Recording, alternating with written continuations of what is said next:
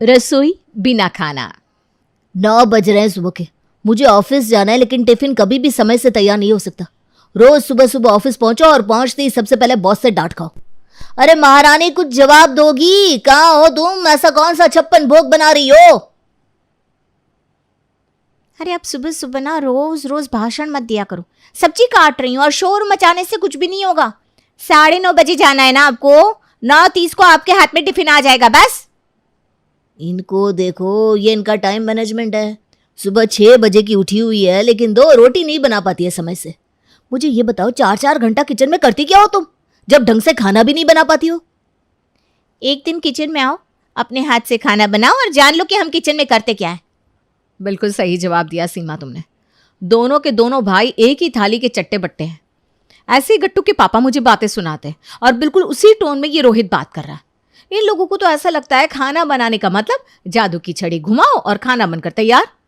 अरे भाई, घंटों रहते हैं हम रसोई में, तब जाकर सब्जी रोटी खाने को मिलती है आप लोगों को। भाग्यवान तुम तो चुप ही रहो। 8 साल हो गए हमारी शादी को। खुद ही बताओ, आज तक कौन सी ढंग की चीज बनाकर खिलाई है तुमने? रोज बस वही भिंडी तोरी। इनके तो नाम भी इतने बोरिंग है कि सुन के आदमी की आधी भूख मर जाए। बनाया कद्दू है और बातें इतनी बड़ी बड़ी कर रही है जैसे रोज शाही पनीर बनाती हो हमारे लिए। तो क्या यहाँ रोज शाही पनीर और मलाई कोफ्ते बनेंगे हैं? होटल का शेफ समझ के रखा है क्या हमें? सादा खाना बनाते हैं तब तो हमारा आधा दिन रसोई में ही चला जाता है। अगर रोज हम पूरी और पुलाव बनाने लगेंगे तब तो हमारा पूरा दिन रसोई में बीत जाएगा। और अभी तो फिर भी 9:30 बजे तक ऑफिस पहुंच जाते हो। अगर ये सब बनवाओगे ना तो दोपहर के 12 बजे ही ऑफिस पहुंचोगे। अरे खाना बनाना कौन सा तोप चलाने वाला काम होता है जिसमें अपनी आधी जिंदगी खपा रहे हो आप लोग? किचन में 4-4 घंटे बिताने से तो अच्छा है कोई नौकरी कर लेती है आप लोग। कम से कम कुछ पैसे तो घर में आते। इस रसोई ने तो हमारा बेड़ा गर्क करके रखा हुआ है। हाँ, तो मुझे भी कोई रसोई में रोटियां बेलने का शौक नहीं है, लेकिन आपसे तो 1 गिलास पानी भी उठकर नहीं लिया जाता ना। किसी को तो रसोई में घुसकर काम करना ही पड़ेगा। अगर आप भी थोड़े हाथ पैर चलाना सीख लेते तो मैं भी नौकरी कर रही होती। मेरे माँ बाप ने भी पढ़ाया लिखाया है, मुझे अनपढ़ नहीं हूँ मैं। मेरे माँ बाप का भी सपना था कि मैं कल को नौकरी करूँ, 4 पैसे कमाऊँ। किसी की भी बेटी के माँ बाप ये सपना नहीं देखते कि मेरी बेटी जीवन भर रसोई में खड़े होकर रोटियां बनाती रहे।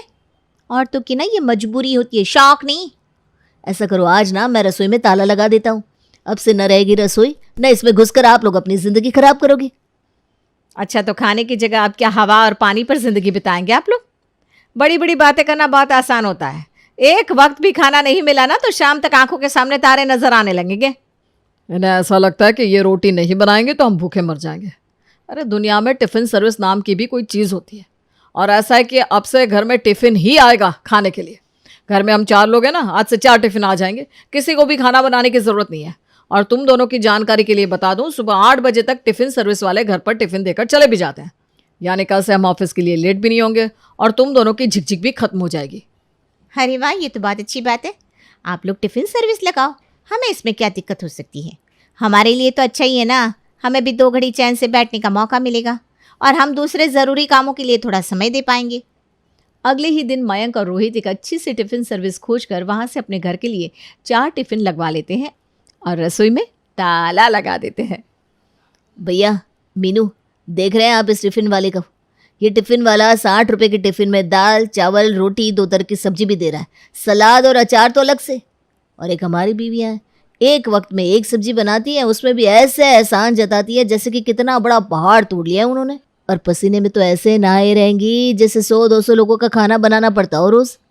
बहुत अच्छा कि आपने जो इस टिफ़िन वाले को हायर कर लिया, घर में थोड़ी सुख शांति तो रहेगी।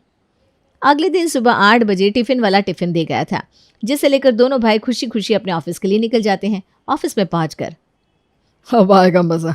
आज तो जी भर के खाना खाऊंगा। 2-2 तरह की सब्जी, दाल, चावल, रोटी, अचार, सलाद। आय हाय हाय, सोच कर ही मुंह में पानी आ रहा है। कहाँ वो अंजलि के हाथ की 2 रूखी सूखी रोटियां और टिंडे की सब्जी, और कहाँ ये वेज थाली। मज़ा ही आ गया। मयंक बहुत एक्साइटेड होकर टिफ़िन खोलता है, लेकिन टिफ़िन को देखते ही उसकी शक्ल पर 12 बज जाते हैं। अरे इस दाल में दाल कहाँ है? इसमें तो सिर्फ पानी ही पानी नज़र आ रहा है। और ये क्या है? रस्सेदार भिंडी। इसमें से तो ऐसा लग रहा है कि डूब कर निकल आऊँगा मैं। कैसा खाना है ये? रोटियां तो इतनी कुपोषित लग रही हैं कि कहने को 4 रोटियां हैं प्लेट में, लेकिन पूरियां भी फेल हैं इनके सामने। अरे भाई, ये क्या खाना है? ऐसा करता हूँ चुपचाप खा लेता हूँ, बीवी से तो पंगा ले चुका हूँ। अगर टिफ़िन वाले को कुछ कहा तो इससे भी जाऊँगा और फिर सच में हवा पानी पर ही जिंदा रहना पड़ेगा मुझे। बेचारा मयंक किसी तरह टिफिन का ये अध पका और बेकार खाना खा लेता है। शाम के समय भैया कैसा रहा आज आपका टिफिन, मज़ा आया कि नहीं? मज़ा आ गया छोटे, आज तो उंगलियां चाट चाट कर खाना खाया मैंने। तुमने? भैया मुझे भी बहुत पसंद आया टिफिन का खाना। अब तो वेट कर रहा हूँ कि कल क्या आएगा, मतलब इंतज़ार नहीं हो रहा मुझसे। मन ही मन दोनों भाई आंसू बहा रहे थे, लेकिन अपनी पत्नियों के सामने वो जाहिर नहीं करना चाहते थे कि टिफिन का खाना उन्हें पसंद नहीं आ रहा है। किसी तरह नाक बंद करके दोनों भाई टिफिन का खाना खाकर अपना काम चला रहे थे। एक सप्ताह के बाद भैया बस बहुत हो गया, अब ना तो इससे ज़्यादा मुझसे झूठ बोला जाएगा और ना ही वो गंदा टिफिन का खाना खाया जाएगा।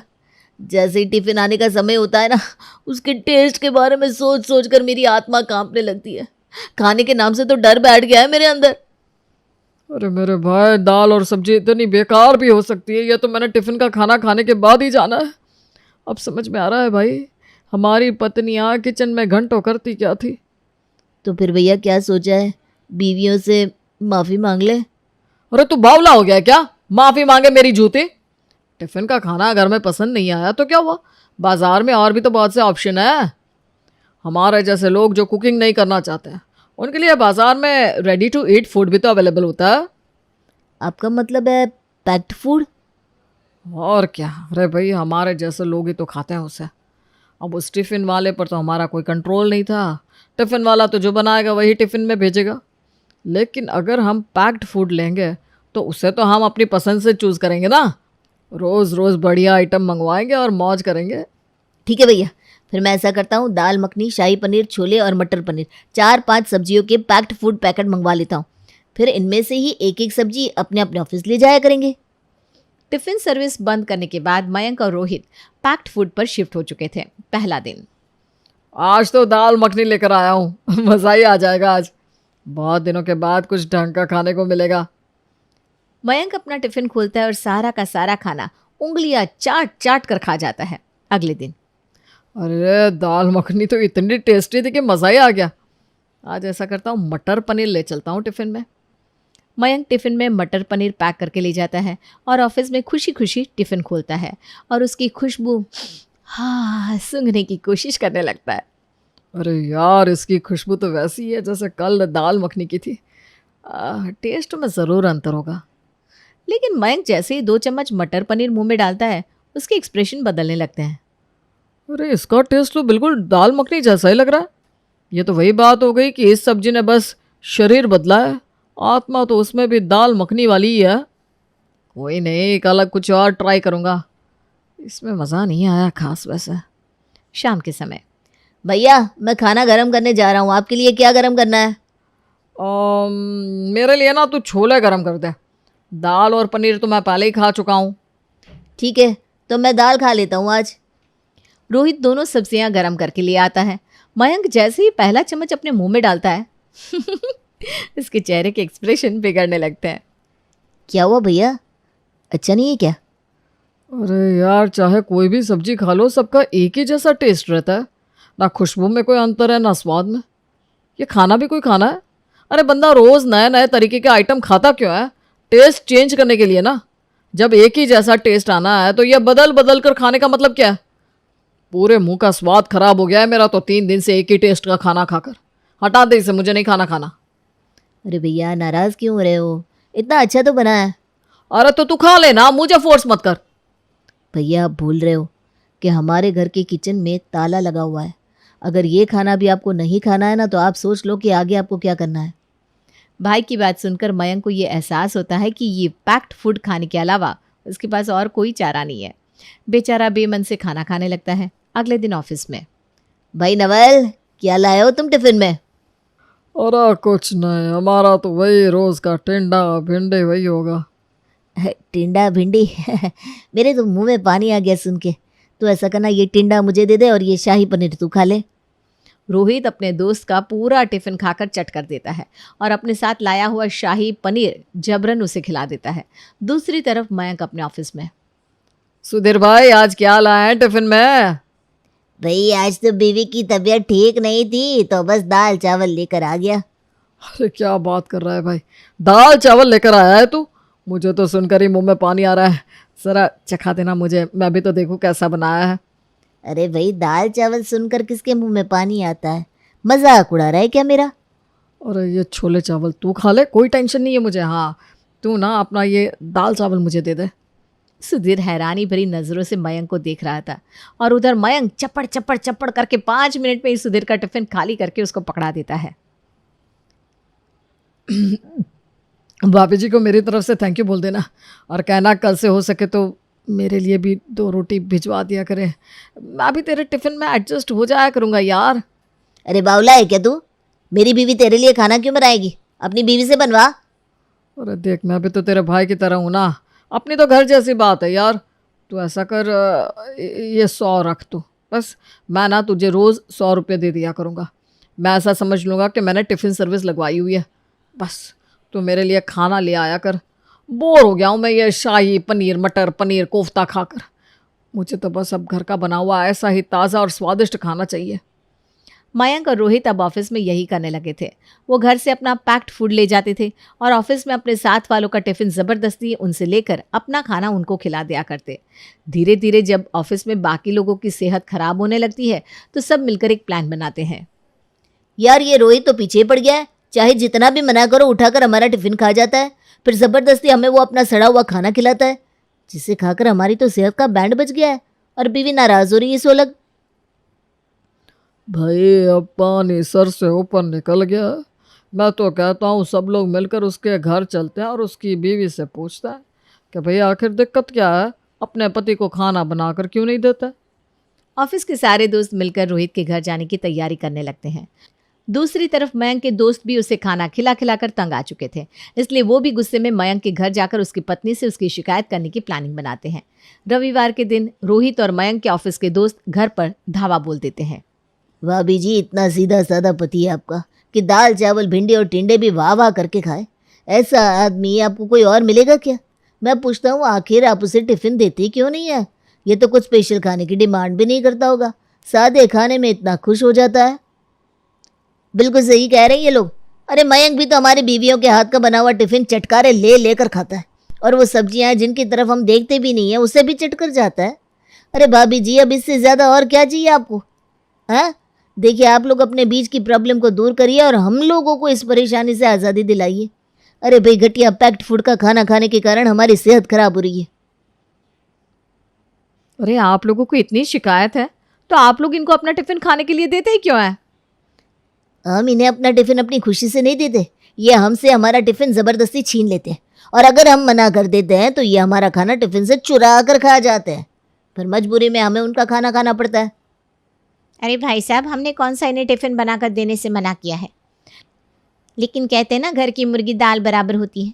जब उनके लिए 3-3 घंटा रसोई में मेहनत करके टिफिन बना कर देते थे तो पता ही क्या जवाब देते थे? कहते थे ऐसा कौन सा 56 भोग बना रही हो जिसे बनाने में इतना समय लग रहा है?